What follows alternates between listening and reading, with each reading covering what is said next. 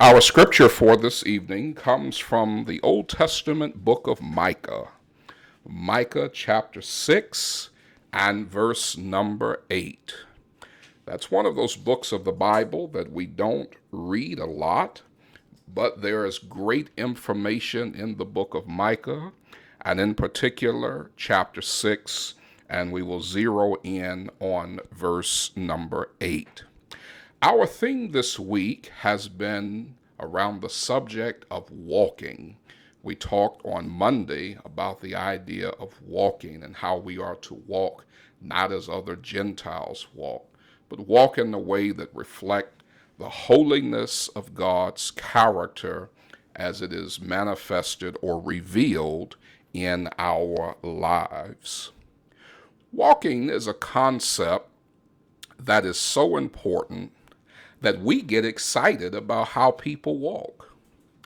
Just think about some things from pop culture when it comes to walking and see if these things bring back some pleasant memories, but more importantly, see how these things help us to know or be reminded of how much we pay attention to walking. May 16th, 1983, any kid of the 80s was wild when Motown 25 premiered and Michael Jackson showcased to the world the famous moonwalk. Kids everywhere thought that was just the best dance move of all time. Now, what most people don't know is Michael Jackson didn't really invent the moonwalk. You can go all the way back to 1955 with Bill Bailey, the brother of the great Pearl Bailey at the Apollo Theater. He did the moonwalk long before Michael Jackson. But then there are people who like Chuck Berry. And there's something about Chuck Berry doing his rock and roll. And in the process, he does what's called the duck walk. That squatting where he's going around the stage and he's playing his guitar as he's squatting and duck walking across the stage, and audiences would go crazy. And there again, he may have popularized it, but it wasn't really Chuck Berry that started that.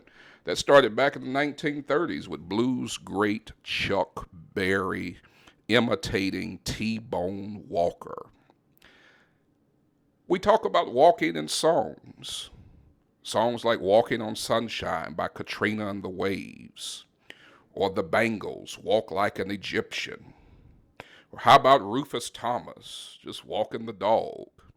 That was his most famous song ever, and the Rolling Stones covered it after he did it. My point in mentioning this is to give you a little fun walk down memory lane, pun intended, to give us a fun moment of reflecting on walking and how much we admire walking, but also to point and illustrate that walking is not only what's seen in a dance or in a song, but it's about one's way of life. As we look at Micah chapter 6 and verse number 8, here the Bible tells us something impactful and powerful about walking. He hath showed thee, O man, what is good, and what does the Lord require of thee, but to do justly, and to love mercy, and to walk humbly with thy God. Understand the backdrop of this particular passage. This is God's indictment against his people because their walk was not right. His people had sinned and erred in so many ways. And he is saying the simplicity of the matter is to get your walk right with the Lord. I want you to look at this passage and understand some simple thoughts.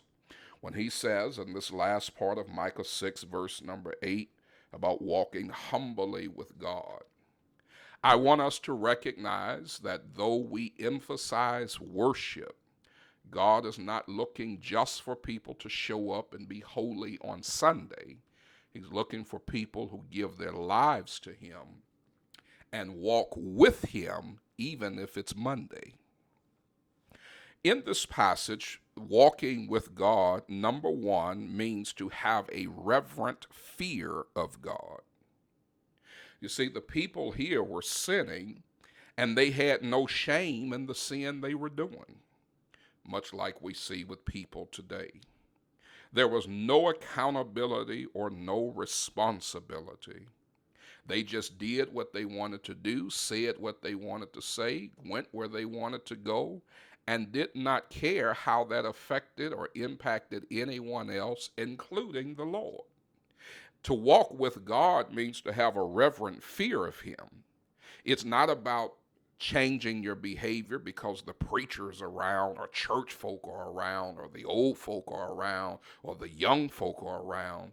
It's about recognizing that if no one is around, in reverent fear of God, we walk in a fashion that is consistent with what is pleasing and acceptable to Him.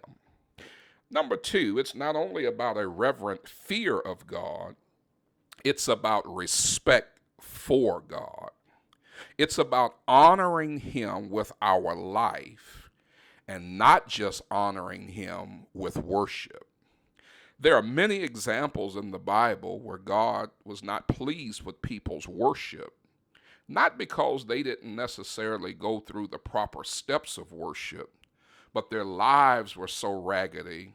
It was almost as if God was saying, how dare you worship me and you live any kind of way.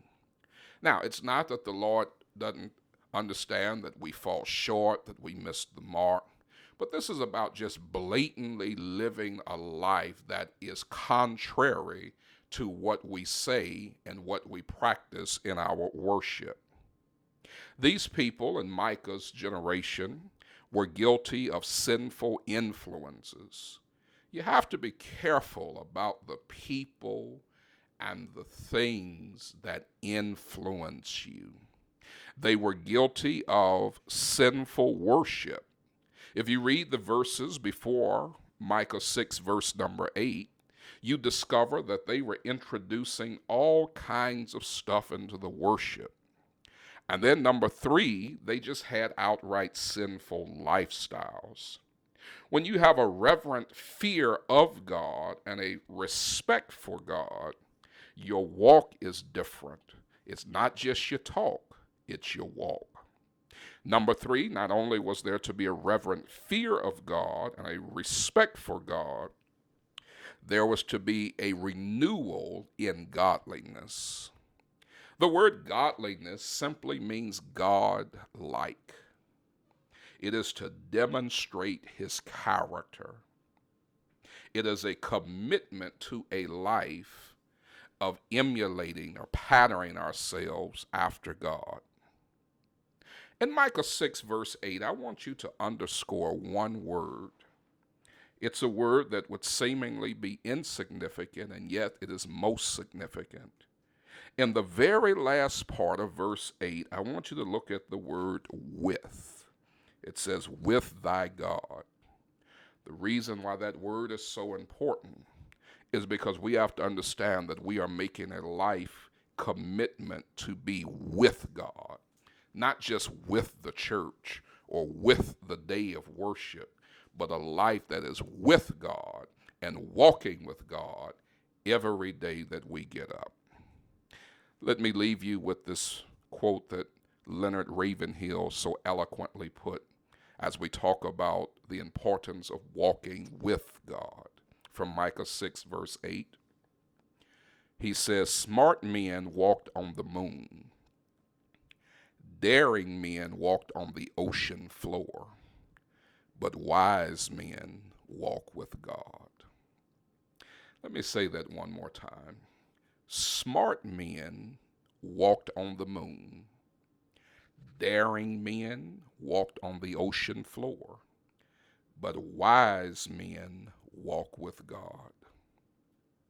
Maybe you're into the moonwalk like Michael Jackson or Bill Bailey, or in the duck walk like Chuck Berry or T-Bone Walker. Whatever kind of walk you do, those things may be fine and good in their place. But the most important walk you could ever have is to walk with God. This has been another installment of A Few Minutes with the Minister.